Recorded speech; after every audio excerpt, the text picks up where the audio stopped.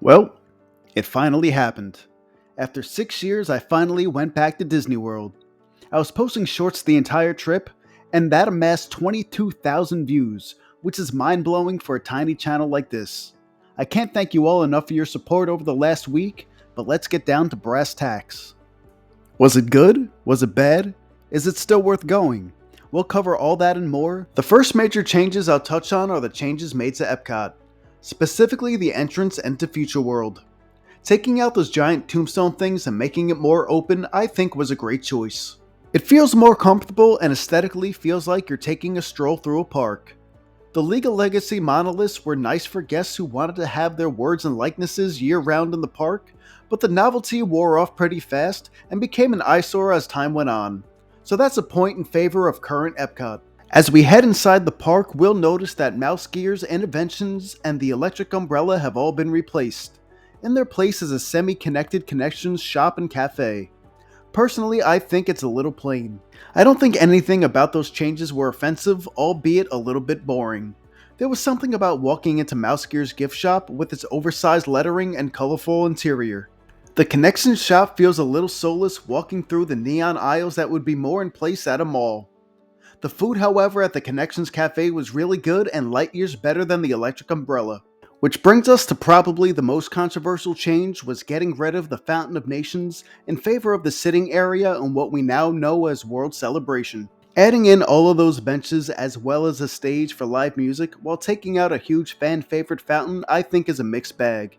I think it's a nice peaceful spot to sit, eat, and relax, but I could do without the loud music while I'm trying to rest my feet. The Fountain of Nations was sad to see go, but I, like many, have had several family photos taken in front of it. So while I do like the new design, it is bittersweet to see a popular landmark go. Overall, I thought the changes to Epcot were fine.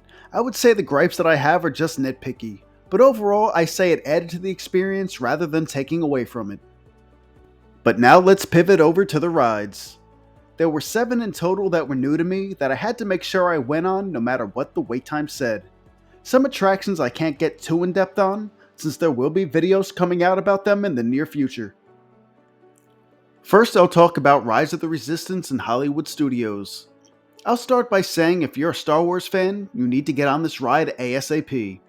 I was able to get on this attraction with minimal wait by getting on the single rider line. I cut through most of the queue, but going into the room with the rows and rows of stormtroopers was actually pretty intimidating. The cast members did an amazing job staying in character while managing the numbers for the ride vehicles. Before the loading area, the crew are playing Empire soldiers and are cold and rude to guests. But once you get aboard, the rebels are there to rescue you and are excited and happy to help. The ride itself is a fast-paced race against time from the clutches of the Empire, and the trackless vehicles are smooth and something I was relatively new to. Since I'm not the biggest fan of the new Star Wars movies, it took a little bit away from the experience, but throwing that bias out, it's definitely something I'll make time for on my next trip. I'll give this an arbitrary score of 8 out of 10. We'll stay in Hollywood Studios and cover Mickey and Minnie's Runaway Railway. Honestly, I had low expectations for this ride, but came away very impressed. I don't know if I could say it's better than the Great Movie Ride, but keep an eye out for the Disney Versus episode that will be coming out in the coming months. I would say I enjoyed this a half a point better than Rise of the Resistance and give it an 8.5. Now let's head over to the Magic Kingdom and talk about Tron Light Cycle Run. And honestly, this was probably my least favorite ride out of the group. This also may be due to a poor line experience, mostly from getting kicked from behind by a child, and getting hit in the front by a backpack from a grown woman, all while waiting in line for an hour. I did, however, like the loading area. It felt large and imposing, and I really enjoyed the minimalistic design of just having blue strips being your only light. The ride, however, I was not a fan of.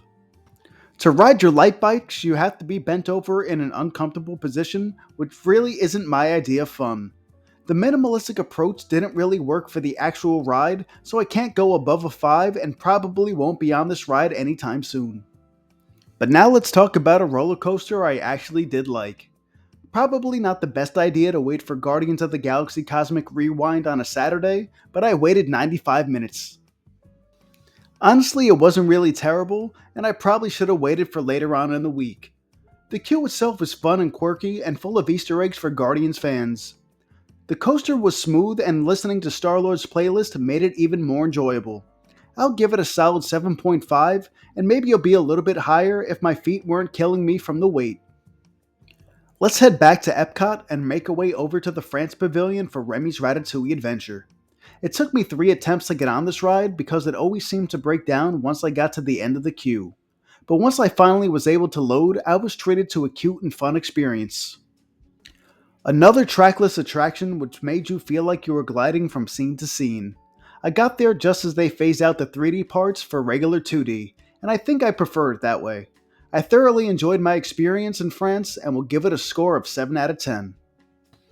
Now we'll talk about the most controversial ride, Tiana's Bayou Adventure. I'll get more in depth in the coming videos, but this is just very bland in my opinion. Nothing really stood out to me, but I can't really say I hated the experience. Let's just give it a 6 out of 10 for now. And finally, another ride I'll be covering in Disney Versus is Test Track 3.0.